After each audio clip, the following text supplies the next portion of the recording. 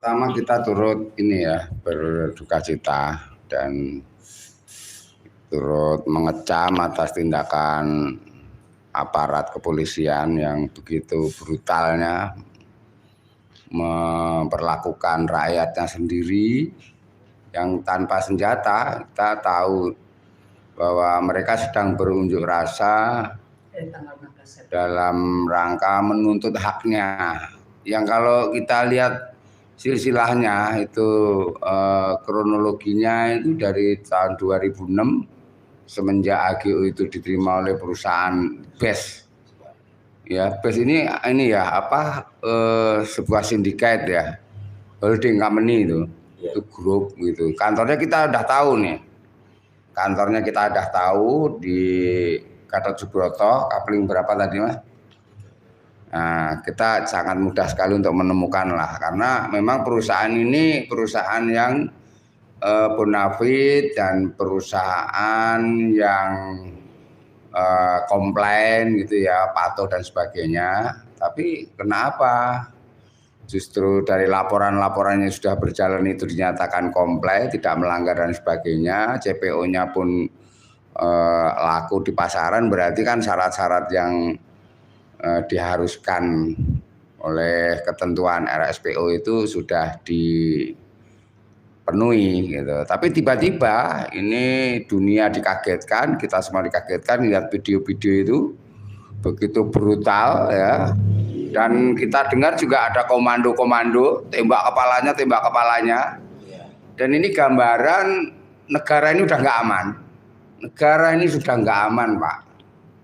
Karena kasus sejenis ini banyak sekali yang sedang mulai maupun dalam proses. Ya cuman belum ada yang ketembak mati aja, yang unjuk rasa karena terjadi pencaplokan atas tanah rakyat. Ya. Jadi kalau HGU-nya itu memang ada ukurannya, kita nggak usah sebutkan, tapi di luar HGU yang dia miliki, dia dengan berbagai cara mencaplok tanah rakyat, kemudian menjanjikan membagi hasil dan sebagainya. Tapi kenyataannya rakyat itu nggak dibagi apa-apa. Dan ini kita curiga kenapa begitu brutal pihak aparat kepolisian itu. Di sana kan ada itu yang namanya polisi yang paling di kampung itu namanya apa itu? Polisi kampung, Babinsa. Binmas itu, tentara ada di situ.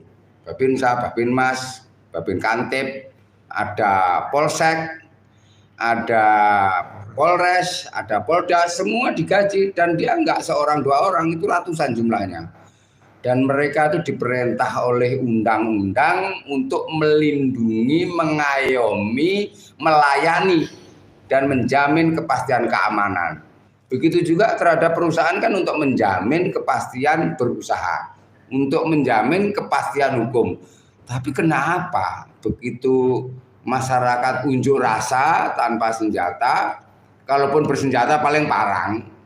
Nah di sini kelihatan jiwa kesatria para aparat itu betul-betul sudah tidak punya moralitas sama sekali lah itu. Kita melihat sadis banget itu.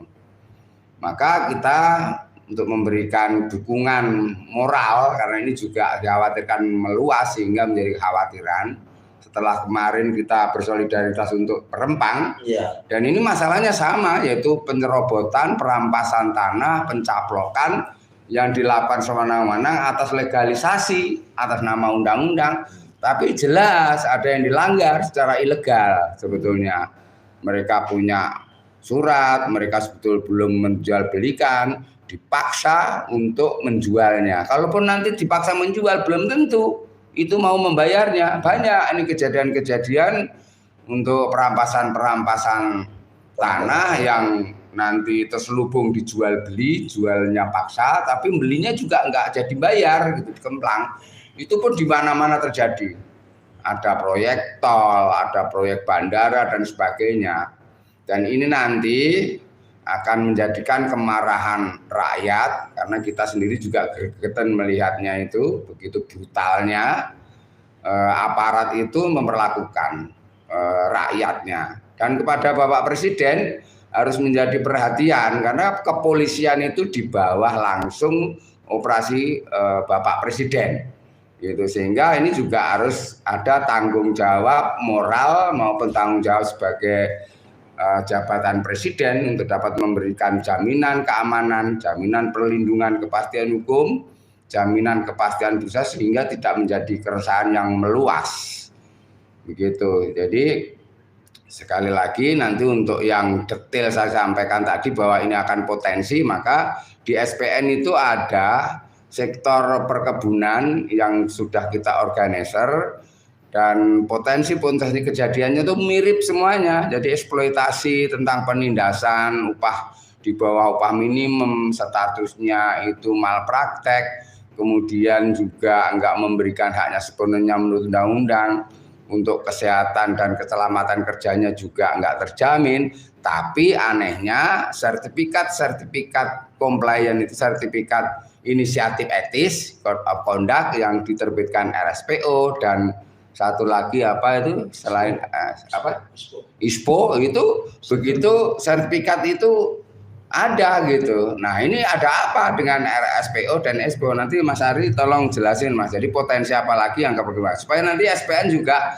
nggak tuduh ngada-ngada sok solidaritas, karena kami termasuk terancam anggota-anggota SPN yang ada di Kalimantan Timur, di Kalimantan Barat ya, dan nanti silakan jelaskan ini Mas Ari dari Ketua SPN.